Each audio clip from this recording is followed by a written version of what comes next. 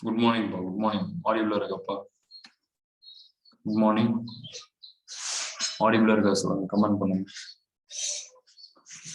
Okay, pa. So next, so first question in the section la. So a single phase 6 name போறோம். A single phase 7th question. Okay. A single phase fully controlled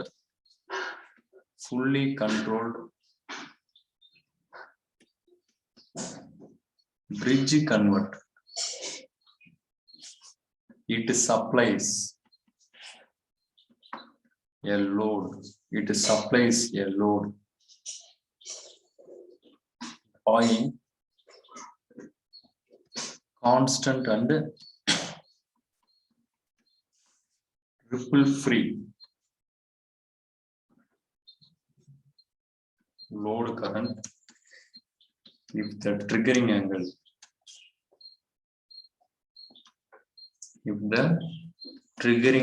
is 30 degree.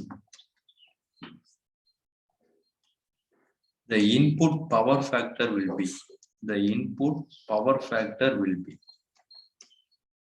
so first option 0.65, 0.86, 0.5, 0.78. Solve one.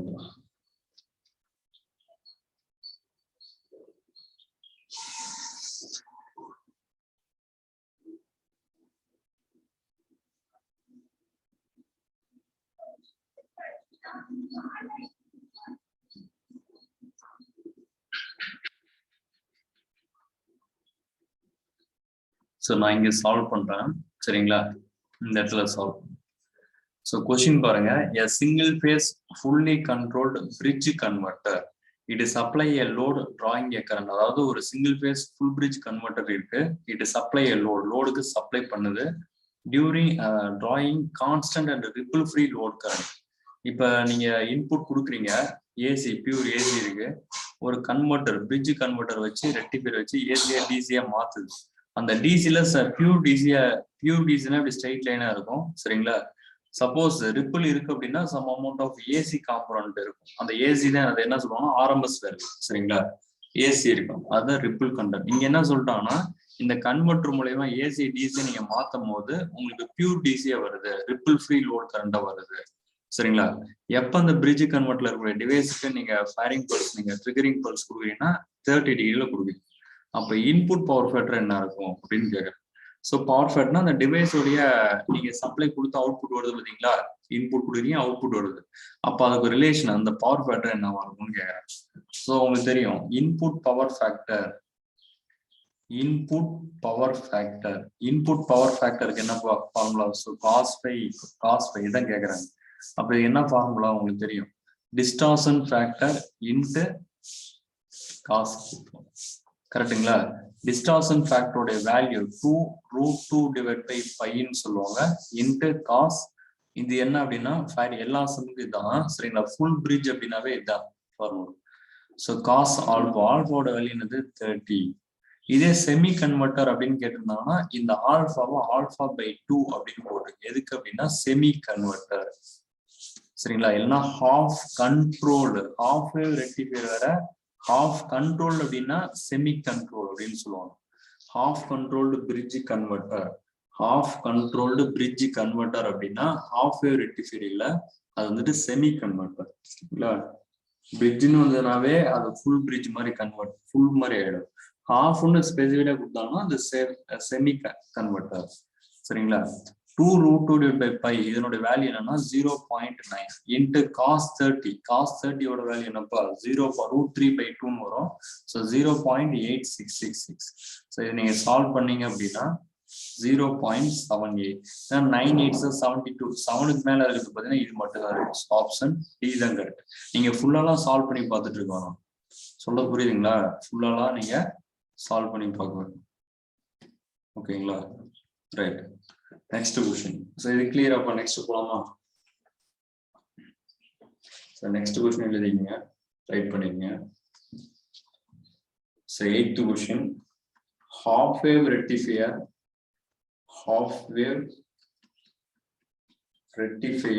circuit with input voltage is 10 sin 200 pi t volt. Assume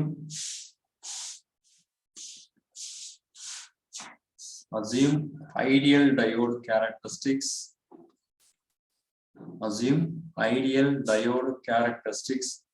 With zero forward voltage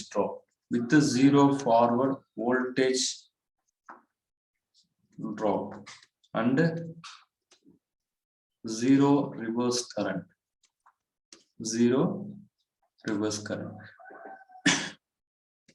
The average power consumed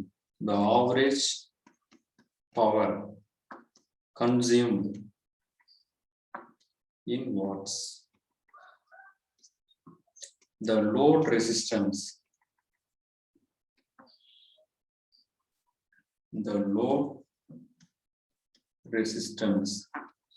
all RL is 100 ohm. சரிங்களா 100 ohm. So options இங்க கொடுக்கிறேன். Options வந்துட்டு 0.25 milliwatts. Option B 0 watts. Option C 0.25 watts. Option C 0.5 watts. Solve பண்ணுங்க.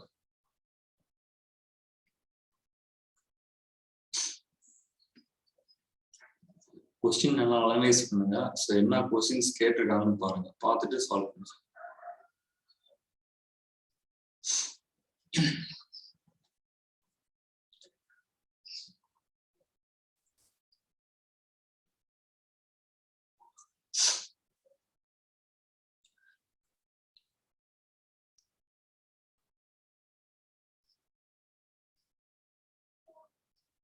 சரி நான் சொல்றேன் சரிங்களா. half wave rectifier circuit with input voltage. So இதனால ஐடென்டிஃபை பண்ணுங்க. half wave rectifier ன்னு சொல்லிட்டாங்க. It's not a full wave rectifier, half wave rectifier with input voltage 10 sin omega t. sin omega இடத்துல உங்களுக்கு என்ன இருக்கு 200 pi 10 sin omega. அப்ப கொடுக்கிறது AC voltage சரிங்களா. Assume ideal diode characteristic. Ideal diode னா there is no loss சரிங்களா. there is no drop, no loss, எதுவுமே இருக்காதுன்னு சொல்றாங்க. அதான் சொல்றாங்க கரண்ட் சரிங்களா, ரிவர்ஸ்ல ஃபார்வர்ட்ல வோல்டேஜ் எதுவுமே இல்லை. ஏன்னா ஐடியல் டயோட்னு கொடுத்துட்டோம். Then the average power consumed in watts சரிங்களா. Average power consumed in watts by the load resistance அப்படின்னு. ஆக்சுவலா இது என்ன அப்படின்னா டயக்ராம்ல கொடுத்துருக்காங்க. சென்டென்ஸ் இப்படி கூட நீங்க மாத்தி எழுதிக்கலாம். இது ஓகே, இது இருந்தாலும் ஓகே சரிங்களா. இல்லைன்னா power consumed in watts by load resistance of 100 ohm. இப்படி ஒன்று எழுதிங்க. load resistance 100 ohmனால எவ்வளவு பவர் கன்சியூம் ஆகுது. லோட் ரெசிஸ்டன்ஸ் இப்ப டயக்ராம் நீங்க இதை இமேஜின் பண்ணி டயக்ராம் டிரா பண்ணீங்கன்னா டிரா பண்ணலாம் சரிங்களா. ஒரு 100 ohm லோட் ரெசிஸ்டன்ஸ் இருக்கு, அதுல எவ்வளவு பவர் கன்சியூம் பண்ணுவாங்க. கொடுக்குற சப்ளை வோல்டேஜ் கொடுத்துட்டாங்க, ஒரு ஹாஃப் வேவ் ரெக்டிஃபையர் யூஸ் பண்றாங்க, அதுல கன்வெர்ட் ஆகி டிசியா வந்துருச்சு. அந்த டிசி எங்க போகுதுன்னா லோட் ரெசிஸ்டன்ஸ் 100 ohm ரெசிஸ்டன்ஸ்க்கு போகுது. அப்போ லோட்ல எவ்வளவு பவர் கன்சியூம் பண்ணுது அப்படின்னு கேட்க. கொஸ்டின் புரியுதுங்களா? ரைட். அப்ப half wave rectifier is not full wave rectifier. ஓகேங்களா. ஸோ நான் இங்க எழுதுறேன், இந்த இடத்துல எழுதுறேன். ரைட். ஸோ அப்ப load power equal power consumed in லோடுன்னு தான் கேட்டிருக்காங்க. அப்ப பிஎல் ஈக்குவல் டு சரிங்களா. எப்பயுமே என்ன வேல்யூல போகும் உங்களுக்கு. ஸோ லோட் எப்பயுமே பவர் எப்படி கன்சியூம் பண்ணும். ஆவரேஜ் வேல்யூ ஆர்எம்எஸ் வேல்யூனா ஆர்எம்எஸ் வேல்யூ கரெக்டுங்களா. என்ன value RMS. So IL RMS square into RL. லோடுக்கு எவ்வளவு பவர் கன்சியூம் பண்ணும் அப்படின்னா I square into RL. So அப்போ ஆர்எம்எஸ் வேல்யூ இது லோடு. ஸோ லோடு தெரியும் நம்மளுக்கு கொடுத்துருக்காங்க.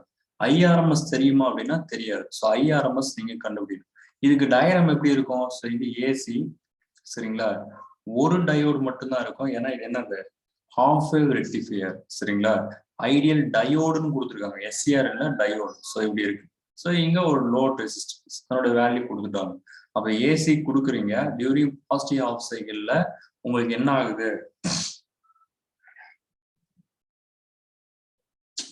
டியூரிங் நல்லா கவனிங்க, டியூரிங் பாசிட்டிவ் ஹாஃப் சைக்கிள் இது என்ன ஆகுது அப்படின்னா பாசிட்டிவ் ஹாஃப் சைக்கிள்ல இதை ஏசி டிசியை மாத்தி கன்வெர்ட் பண்ணும்.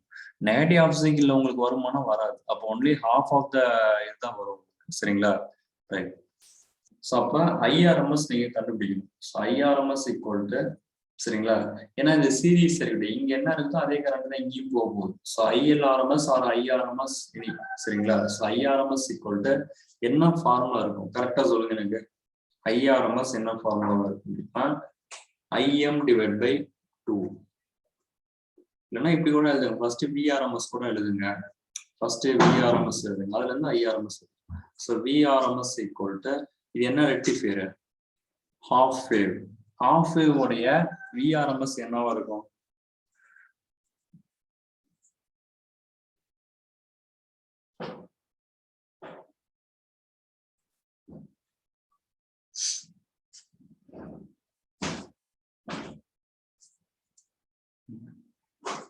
Vm divided by 2 சரிங்களா. Vm divided by 2 சரிங்களா. RMS is not maximum RMS value. Vm divided by 2 உங்களுக்கே தெரியும். ஏன்னா ஒரு பாசிட்டிவ் சைக்கிள் ஒரு ஃபுல் சைக்கிள் கொடுக்குறீங்கன்னா ஒரு பாசிட்டிவ் சைக்கிள் இது மட்டும் தான் போக போகுது. அப்ப மேக்சிமம் இந்த வோல்டேஜ் வந்துட்டு ஒரு ஆவரேஜா 100 வோல்ட் கொடுக்கணும்னா 50 வோல்ட் தான் இதாக போகுது. அதனால Vm divided by 2 ஏன்னா இது ஹாஃப் வேவ் சரிங்களா. அப்ப VRMS equal to Vm divided by 2. அப்ப IRMS என்னவா இருக்கு, IRMS VRMS divided by R ன்னு இருக்கும். VRMS என்ன இருக்கு, Vm divided by 2R. ஓம்ஸ்ல தான் I equal to V by R சரிங்களா. ஏன் இங்க 2 போடுறோம்னா only half of the cycle தான் கன்வெர்ட் ஆக போகுது சரிங்களா. இதுல சப்ஸ்டிட்யூட் பண்ண வேண்டியதா டைரக்டா. ஸோ நெக்ஸ்ட் பேஜ் போயிடும். So PL equal to Vm. Vm என்னப்பா கொடுத்துருக்காங்க 10. இது என்னது Vm sin omega t compare பண்றீங்க. ஸோ Vm என்ன இருக்கு 10 சரிங்களா. 10 டிவைட் பை 2 இன்ட்டு R ஓட வேல்யூ என்ன இருக்கு 100 ஹோல் ஸ்கொயர் இன்ட்டு 100. இதை சால்வ் பண்ண answer. So 10 into 10 into 100 divide by 2 into 100 கரெக்ட்டுங்களா.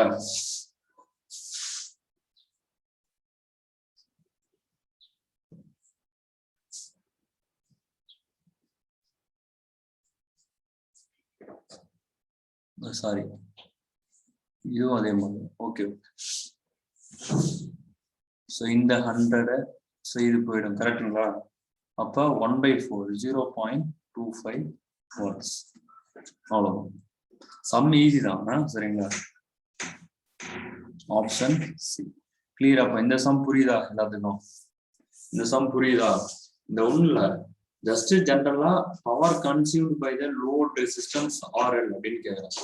அப்ப லோட் ரெசிஸ்டன்ஸ்ல என்ன பவர் கன்சியூம் பண்ணும் அப்படின்னா உங்களுக்கு தெரியும் RMS தான் இருக்கும், எப்பயுமே ஆவரேஜ்ல இருக்காது. அப்ப PL ஈக்குவல் டு IL லோடுக்கு போகக்கூடிய current square RMS value into RL. RL கொடுத்துருக்காங்க உங்களுக்கு தெரியும். ஹாஃப் வேவ் ரெக்டிஃபையர் டயோடுக்கு ஹாஃப் வேவ் ரெக்டிஃபையருக்கு ஃபார்மா நீங்க தெரியும் உங்களுக்கு. IRMS equal to Vm ஓம்ஸ்ல தான். IRMS equal to Vm divided by 2 into R. இல்லைன்னா VRMS ஃபர்ஸ்ட் எழுதுங்க. இதே ஃபுல் வேவ்க்கு இருந்தா என்ன இருக்கும், இதுவே ஃபுல் வேவ்க்கு, இதே ஹாஃப் வேவ்னு இருக்கு, இதே ஃபுல் வேவ்க்கு இருந்தா என்ன இருக்கும் யாராவது சொல்லுங்க.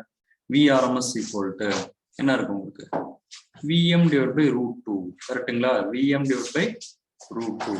ஆவரேஜ் வேல்யூ கேட்கல, மறுபடியும் சொல்றேன். ஆவரேஜ் வேல்யூக்கு ஃபார்முலா வேற, இது வந்துட்டு RMS value. So VRMS for half வேவ்னா Vm divided by 2. ஃபுல் வேவா இருந்ததுன்னா Vm divided by √2. அப்ப இதை வச்சு ஓம்ஸ்ல வச்சதுன்னா டிவைட் பை ஆர்னு வரும். இதை கொண்டு போய் சப்ஸ்டிட்யூட் பண்ணீங்கன்னா ஆன்சர் வந்து கிளியராப்பா, புரியுதா. நெக்ஸ்ட் போலாமா, கமெண்ட் பண்ணுங்க கொஞ்சம் லாஸ்டா.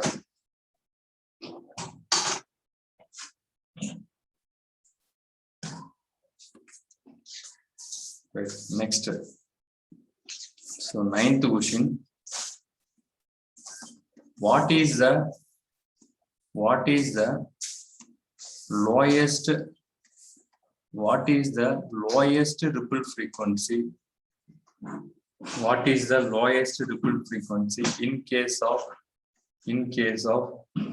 full wave, three-phase full wave rectifier, full wave bridge rectifier?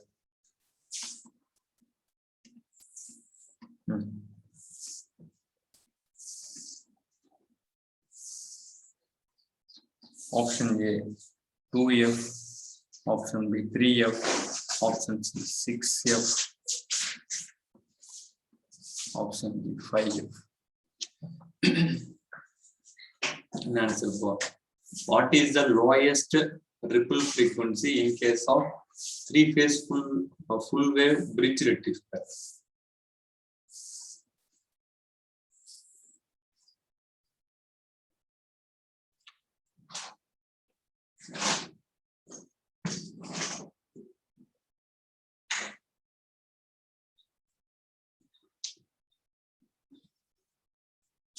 சீக்கிரம் ஃபாஸ்டா எல்லாருமே கமெண்ட் பண்ணுங்க, சரிங்களா? ரைட். ஸோ இதுக்கு ஆன்சர் வந்துட்டு சரிங்களா, லோயஸ்ட் ஃப்ரீக்வன்சினா நீங்க கம்மியான வேல்யூ எடுத்துக்கூடாது, சரிங்களா? லோயஸ்ட் அப்படின்னா கம்மியான வேல்யூ எடுத்துக்கூடாது. நீங்க என்ன சொல்றாங்க, three phase full wave bridge rectifier. So ripple ஃப்ரீக்வன்சின்னு கேட்டிருக்காங்க. ரிப்பிள் ஃப்ரீக்வன்சி டிபெண்ட்ஸ் ஆன் என்னன்னு கேட்டாங்கன்னா supply frequency, number of cycle into supply frequency. உங்களுக்கு தெரியும், த்ரீ-ஃபேஸ்னா ஒன் கம்ப்ளீட் சைக்கிள். இப்போ ஃபார் எக்ஸாம்பிள் 0 to π 2π த்ரீ-ஃபேஸ்க்கு டயக்ராம் ட்ரா பண்ணுவீங்க இப்படி, சரிங்களா? ரைட். அப்போ ஒன் சைக்கிள் அவுட்புட், இது வந்துட்டு இன்புட் வோல்டேஜ். அப்போ அவுட்புட் வோல்டேஜ் என்னவா இருக்கும், எத்தனை வேவ் ஃபார்மா இருக்கும் அப்படின்னு பாத்தீங்கன்னா எத்தனை வேவ் ஃபார்ம் இருக்கும், டோட்டலா 6 பல்ஸ் வரும். 3 4 5 6, சரிங்களா? 6 பல்ஸ் ஒன் சைக்கிளுக்கு வந்துட்டு 6 பல்ஸ் வரும். அதுல வந்துட்டு 120 மோட் இருக்கு, 180 மோட் இருக்கு, சரிங்களா?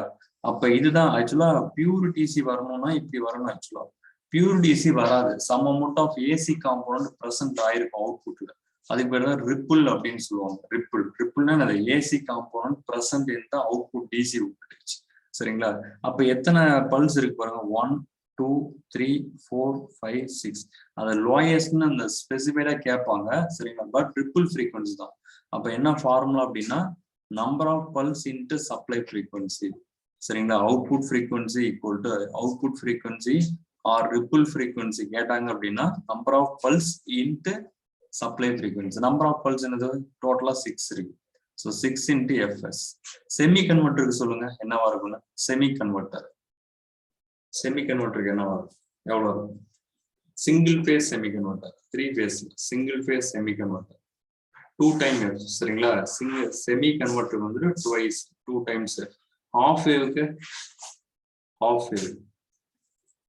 வேவுக்கு சிங்கிள் தான், only positive of single, 1 pulse. So 1 into F, சரிங்களா, is equal to supply frequency. Full wave ரெக்டிஃபையருக்கு 2, சரிங்களா? அப்போ ripple frequency is nothing but number of pulse, output voltage wave ஃபார்மை இமேஜின் பண்ணுங்க, நம்பர் ஆஃப் பல்ஸ் எத்தனை இருக்கோ into supply frequency, சரிங்களா? Next 10th question.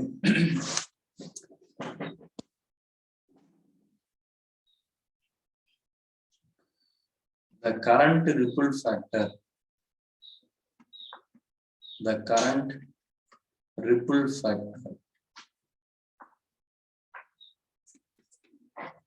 ripple current IR and average load current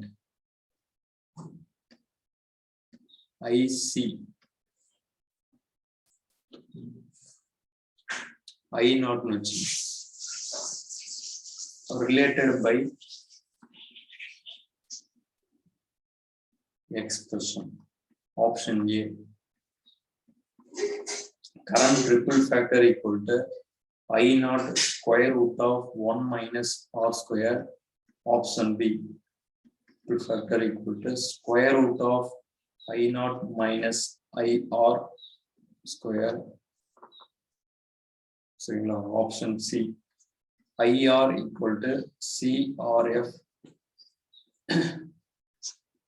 into I naught Option D. IR equal to current ripple factor divided by square root of 1 minus I naught square. Solve பண்ணலாம்.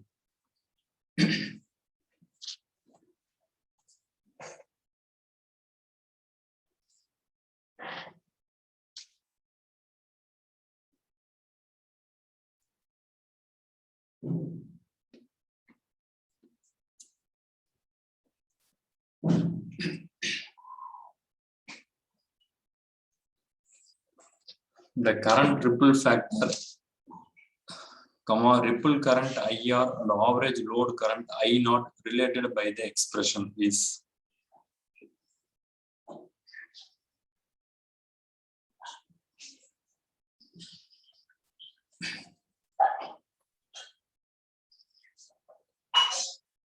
So இதுக்கு option வந்துட்டு C. சரிங்களா? இதுக்கு என்ன option? C. Simple question தான், கொஞ்சம் யோசிங்க விட்டுறணும். The current ripple factor, ripple current IR, சரிங்களா? Average load current I not. Ripple factor தான் கேட்கறாங்க. சரிங்களா? கரண்ட் ரிப்பிள் ஃபேக்டர் கேட்கறாங்க. அப்ப கரண்ட் ரிப்பிள் ஃபேக்டர் நான் இப்பதான் சொன்னேன் உங்களுக்கு. ரிப்பிள் ஃபேக்டர்னா என்னது உங்களுக்கு அப்படின்னா, ஆவரேஜ் கரண்ட் கீழே டிசி வேல்யூ அப்படிதானே சொன்னேன், இப்பதான் சொன்னேன். அதுல எவ்வளவு ஆர்எம்எஸ் வேல்யூ, சரிங்களா?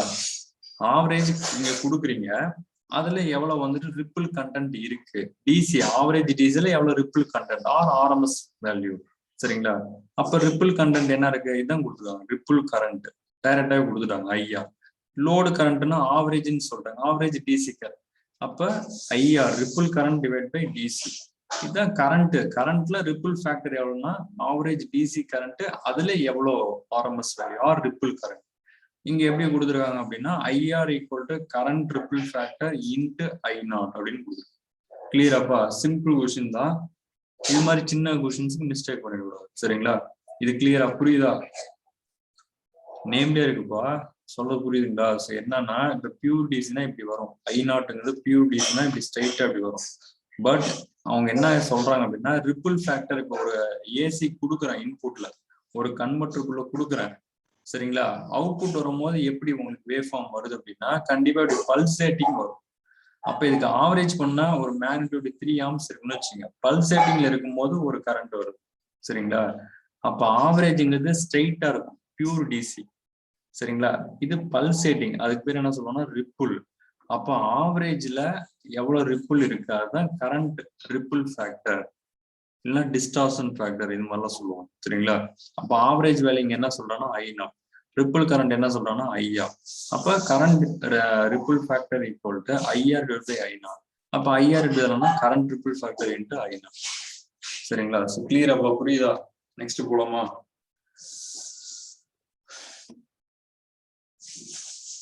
நெக்ஸ்ட் போலாமா?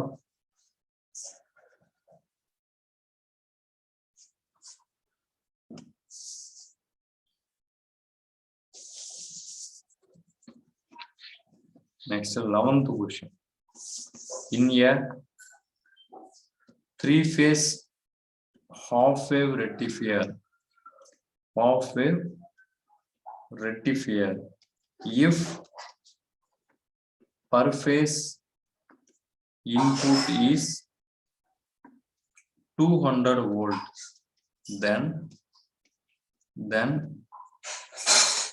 average output voltage, then the average output voltage is option A 116.95 volt, option B 202.56 volt, option C 233.91 volt, option D 440 volt.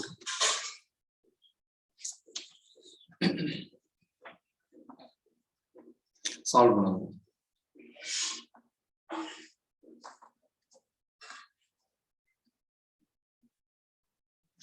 So in a 3-phase half-wave rectifier, if per phase input is 200 volt, then the average output voltage is. Options கொடுத்திருக்காங்க. இது என்ன கன்வெர்ட்டர்னு பாருங்க, சரிங்களா? இது rectifier தான். அது single phase ஆ 3 phase ன்னு பாத்தீங்கன்னா 3 phase, சரிங்களா? per phase. So ஒரு phase ஓட input கொடுத்திருக்காங்க 200 volt, then the average output voltage. Average output voltage இது வந்து இன்புட் வோல்டேஜ். அப்ப அவுட்புட் வோல்டேஜ் என்ன வரும் அப்படின்னு கேட்க.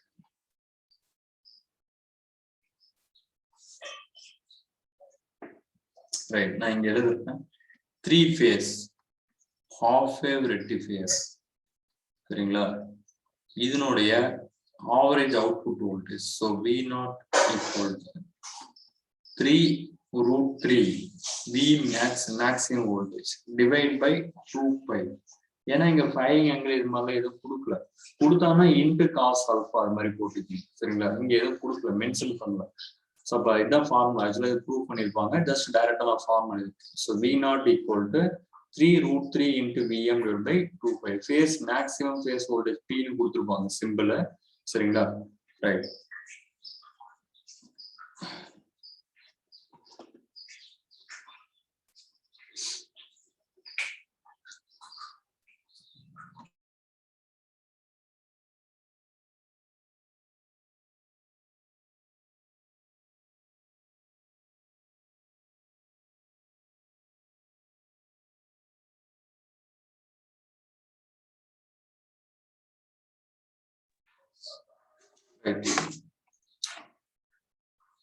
சரிப்பா, ஸோ இங்க அப்படியே சப்ஸ்டியூட் பண்ணுங்க. So V0 equal to 3√3.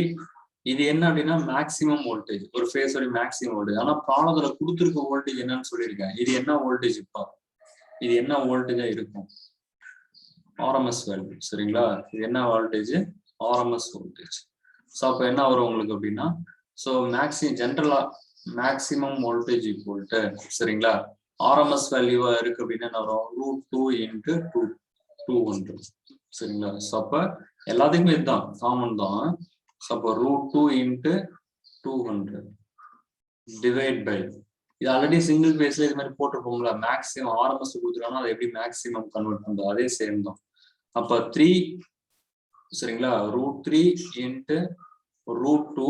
இந்த 200 எப்படி எழுதுறோம் அப்படின்னா 2 times எழுதணும்னா எப்படி வரும் உங்களுக்கு? இங்க 200னா 415 இப்படி எழுதிக்கலாம். எதுக்குன்னா சிம்பிளிஃபிகா பண்றேன். ஸோ இந்த 2 கேன்சல். கரெக்டுங்களா?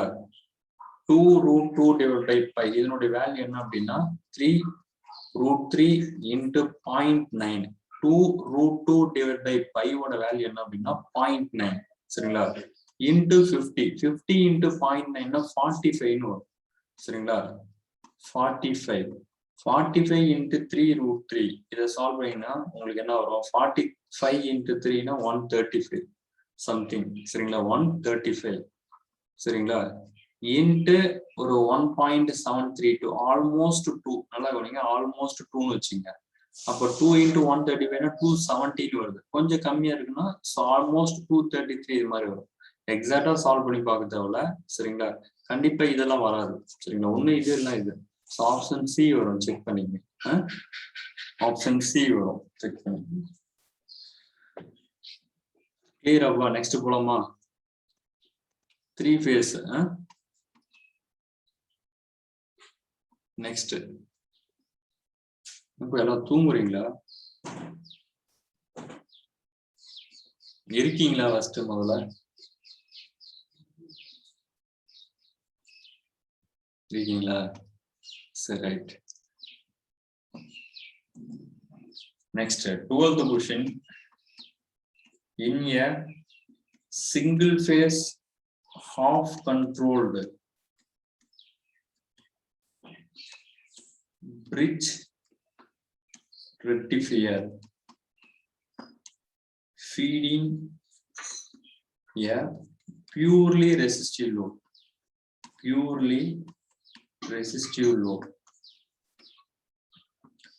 at a firing angle alpha. Each thyristor and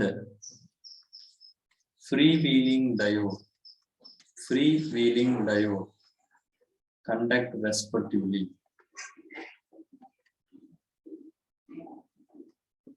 So A option alpha, 0, option B. Pi minus alpha, alpha, option C.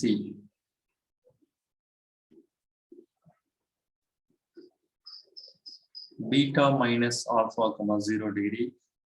Option B. Pi minus alpha comma 0 degree. Solve பண்ணுங்க. Question நல்லா படிச்சு பாருங்க. In a single phase half controlled bridge rectifier feeding a power of resistive load at a firing angle alpha. Each thyristor and freewheeling diode conduct respectively அப்படின்னு கொடுத்துருக்காங்க. சரிங்களா? 4 options கொடுத்துருக்காங்க. இது மாதிரி கொஸ்டின்ஸ் கேட்கலாம். ஓகேவா?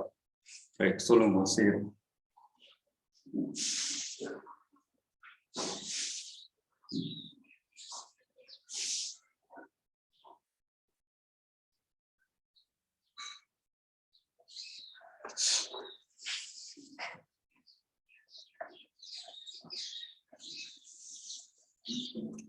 ரைட், ஸோ இது என்ன, இது பார்த்தீங்கன்னா single phase half controlled bridge rectifier. இது என்ன அப்படின்னா ஹாஃப் கண்ட்ரோல்டு பிரிட்ஜ் ரெக்டிஃபையர். ஓகேங்களா? ரைட், இது என்னது ஆக்சுவலா ஹாஃப் கண்ட்ரோல்டு பிரிட்ஜ் ரெக்டிஃபையர் அப்படின்னா இது என்னது ஆக்சுவலா செமி கன்வெர்ட்டர். சரிங்களா? Semi converter is not half rectifier, semi converter. சரிங்களா? Right, feeding a power of resistive load is not inductive load. இது வந்து resistive load. Firing angle alpha, ஆல்ஃபாங்கிற இடத்துல உங்களுக்கு ஒவ்வொரு தைரிஸ்டருக்கும் நான் ட்ரிகரிங் பல்ஸ் கொடுத்துருக்கோம். At a firing angle alpha each thyristor and freewheeling diode conduct. ஆல்ஃபாங்கிற இடத்துல நான் ஃபயரிங் பல்ஸ் கொடுக்கும் போது டிவைஸ் கண்டக்ட் ஸ்டார்ட் ஆகும். அப்போ தைரிஸ்டோடைய கண்டக்ஷன் ஃப்ரீவீலிங் டையோடைய கண்டக்ஷன் அப்படின்னு கேட்கறது. உங்களுக்கு தெரியும் செமி கன்வெர்ட்டருடைய வேவ் ஃபார்ம் பார்த்தீங்க for R load is not inductive load. So ஆல்ஃபால இங்கே ஸ்டார்ட் ஆகுது அப்படின்னா பாசிட்டிவ் ஆஃப் சைக்கிள் இங்கே முடிஞ்சிடும். சரிங்களா? இண்டக்டிவ் லோடா இருந்தால் தான் உங்களுக்கு ஸ்டோர் பண்ணி வைக்கிறீங்க. சரிங்களா? நெகட்டிவ்ல ரெசிஸ்டிவ் லோடு பியூர் ரெசிஸ்டிவ் லோடா இருந்ததுன்னா ஆல்ஃபால ஸ்டார்ட் ஆகி இங்கே முடிஞ்சிடும். எகைன் மறுபடியும் நெகட்டிவ் ஆஃப் சைக்கிள்ல கொஞ்சம் இது பண்ணி மறுபடியும் எகைன் நீங்க 30 டிகிரில ஸ்டார்ட் பண்றீங்கன்னா pi plus 30 pi plus alpha இங்கே ஸ்டார்ட் ஆகி மறுபடியும் 2π முடியும். எகைன் மறுபடியும் கேட். அப்ப இது என்ன மோட்ல வருது அப்படின்னா இது என்ன மோட்ல வரும்? டிஸ்கண்டினியூஸ் மோடா கண்டினியூஸ் மோடா வரும்? இது என்ன மோட் ஆக்சுவலா வரும்? இது output voltage for semi converter. Response பண்ணுங்கப்பா ஏதாவது. அப்பதான் வந்துட்டு நீங்க இருக்கீங்களா, தூங்குறீங்களா, வெளியில போறீங்களான்னு தெரியாது. எல்லாருமே இன்ட்ராக்ட் பண்ணுங்க. இது செமி கன்வெர்ட்டர். செமி கன்வெர்ட்டர் இது வந்துட்டு அவுட்புட் வோல்டேஜ் என்ன மோடு? Discontinuous mode. சரிங்களா? என்ன மோடு? Discontinuous mode. அப்போ அவங்க என்ன சொல்றாங்க அப்படின்னா இங்க ஃப்ரீவீலிங் டையோட ஆக்ட் ஆகுமா அப்படின்னு பாத்தீங்க அப்படின்னா ஃப்ரீவீலிங் டையோட ஆக்ட் ஆகுமானா கண்டிப்பா ஆக்ட் ஆகாது. ஃபார் என்ன லோடுக்கு? Resistive load. ரெசிஸ்டிவ் லோடுக்கு ஃப்ரீவீலிங் டையோட ஆக்ட் ஆகாது. எப்ப வந்துட்டு இண்டக்டிவ் லோடு கொடுக்குறாங்களோ, எப்ப நெகட்டிவ் ஸ்பைக் வருதோ, சரிங்களா? இப்படி பை இருக்கு அப்படின்னா இதுல இருந்து அந்த டிவைஸ் இண்டக்டன்ஸ்னால கண்டக்ட் ஆகுது இல்லைங்களா இந்த பார்ட். எப்போ ஒரு ஸ்டோரேஜ் எலமெண்ட் டிவைஸ்ல இருந்து அந்த கண்டினியூஸா அந்த தைரிஸ்டர் டிவைஸ் கண்டக்ட் பண்ணுது அப்படின்னா இந்த போர்ஷனை கிளிப் அவுட் பண்றதுதான் ஃப்ரீவீலிங் டையோடு. அப்ப நெகட்டிவ் போர்ஷன் எப்போ வரும் அப்படின்னா due to energy storage element like inductor. அப்போ அந்த இண்டக்டர்னால வர ஸ்டோரேஜ் எலமெண்ட் ப்ரிவென்ட் பண்றது தான் அந்த ஃப்ரீவீலிங் டையோடு. சரிங்களா? பட் இங்க என்ன சொல்றாங்க? Resistive load. ரெசிஸ்டிவ் லோடுங்கிறது is not a storage element. சரிங்களா? ஜஸ்ட் இன்புட் சப்ளை கொடுக்குறீங்கன்னா அப்ப அந்த ரெக்டிஃபையர் அந்த செமி கன்வெர்ட்டர்ல கூடிய டிவைஸ் வந்துட்டு ஆன் ஆகும். சரிங்களா? ஏசியை டிசியை மாற்றும்.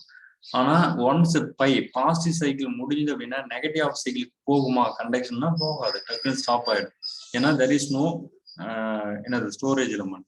எகைன் மறுபடியும் 30 டிகிரி கொடுக்குறோம் அப்படின்னா பை பிளஸ் ஆல்ஃபால ஸ்டார்ட். இதே மாதிரிதான் போயிட்டு இருக்கும். அப்ப discontinuous mode for resistive load in semi converter. கரெக்டுங்களா? அப்ப கண்டக்ஷன் ஆங்கிள் என்ன இருக்கு அப்படின்னு பாத்தீங்க அப்படின்னா ஆல்ஃபால இருந்து பை வரலும் ஒரு 2 தைரிஸ்டர் கண்டக்ட் ஆகும். பை பிளஸ் ஆல்ஃபால இருந்து இது வந்துட்டு பாசிட்டிவ் ஆஃப் சைக்கிளுக்கு ஒரு 2 தைரிஸ்டர், நெகட்டிவ் ஆஃப் சைக்கிளுக்கு ஒரு 2 தைரிஸ்டர். அப்போ கண்டக்ஷன் ஆங்கிள் ஆஃப் தைரிஸ்டர் என்ன அப்படின்னா பை, இது ஃபைனல் டைம், இது initial time, pi minus alpha. இல்லைன்னா இது கூட எடுத்து பாருங்க, தப்பு இல்லை. 2π minus of pi minus alpha. 2π minus pi என்னது pi minus alpha. For each cycle they conduct will be pi to minus alpha. இதுதான் conduction angle of thyristor. அப்ப டயோடு என்ன இருக்கும் அப்படின்னா ஃப்ரீவீலிங் டயோடு கண்டக்ட் ஆகுமா அப்படின்னா கண்டிப்பா இதுன்ட்டு இல்லை. ஃபுல் பிரிட்ஜா இருக்கட்டும், ஹாஃப் பிரிட்ஜா இருக்கட்டும், semi converter, 3 phase what ever எது வேணாலும் இருக்கும். சரிங்களா? ரெசிஸ்டிவ் லோடு அப்படின்னு கொடுத்தாங்கனாவே ஃப்ரீவீலிங் டயோடு வந்துட்டு கண்டக்ட் ஆகாது. பிகாஸ் நெகட்டிவ்ல ஸ்டோரேஜ் எலிமெண்ட் இருந்தால் தான் நெகட்டிவ் வரும். நெகட்டிவ் வராதீங்க சரிங்களா. அப்ப நெகட்டிவ் வரல அப்படின்னாவே ஆட்டோமேட்டிக்கா என்ன ஆகும், ஃப்ரீ வீலிங் டையோட ஃப்ரீ வீல் தான் லோடு கரண்ட், அதான் மெயின் பர்பஸ். அப்ப சோர்ஸ் வந்துட்டு ஷார்ட் சர்க்யூட் அவாய்ட் பண்றதுக்கு தடுக்கும் ஃப்ரீ வீலிங் டைவ். நெக்ஸ்ட் பவர் ஃபேக்டர் இம்ப்ரூவ் பண்ணும். ஏன்னா உங்களுக்கு ஆவரேஜ் கரண்ட் நெகட்டிவ் கட் பண்ணாவே உங்களுக்கு ஆவரேஜ் டிசி வோல்டேஜ் அதிகமாகும்ல, டிசி கரண்ட். அப்ப ஆவரேஜ் பவர் அதிகமாகும், எஃபிஷியன்சி அதிகமாகும், லாஸ் கம்மியாகும், இதெல்லாம் போய் சொல்லிட்டே போகும். அப்ப இங்க வந்துட்டு ஃப்ரீ வீலிங் டையோட ரெசிஸ்ட் லோடு இருக்காது, ஜீரோடு. ஃபார் ஆல் லோடு நான் சொல்றது, for all type of converter resistive லோடுக்கு free wheeling type conduction will be 0 because there is no storage element. சரிங்களா. ஸோ இதுக்கு ஆப்ஷன் வந்துட்டு டி. கிளியர்? அப்போ புரியுதா? ஸோ என்ன சொல்றோம்னு புரியுதுங்களா? இந்த கொஸ்டின் அண்டர்ஸ்டாண்ட் பண்ணிட்டீங்களா? ஸோ இது மாதிரி கொஸ்டின் இங்கே, ஏன்னா இதுவும் நிறைய பேர் டவுட்ல நீங்க நினைப்பீங்க சரிங்களா. பீட்டாங்கிற ஒரு ஆப்ஷனே வராது, ஏன்னா நெகட்டிவ் ஆஃப் சைக்கிள் போனாதான் பீட்டா எக்ஸ்டென்ஷன் ஆகுது, பையில இருந்து பீட்டாவில் எக்ஸ்டெண்ட் ஆகும் due to energy storage element. So அப்போ இதுவும் வராது சரிங்களா. ரைட், ஓகேப்பா. ஸோ டைம் முடிஞ்சது. ஸோ ஈவினிங் மேக்ஸ் கிளாஸ் பார்ப்போம் சரிங்களா. ஸோ நாளைக்கு வந்துட்டு ரிமைனிங் பவர் எலக்ட்ரானிக்ஸ் இன்னும் கொஸ்டின்ஸ் பார்ப்போம் சரிங்களா. ஓகேப்பா, தேங்க்யூ. ஸ்லைடு காமிக்கிறேன். ஸோ இப்போ எடுத்தது 6th கொஸ்டின். ஓகேப்பா, தேங்க்யூ போ. ஸோ டைம் முடிஞ்சது. ஸோ நெக்ஸ்ட் கிளாஸ்ல பார்ப்போம் ஈவினிங்.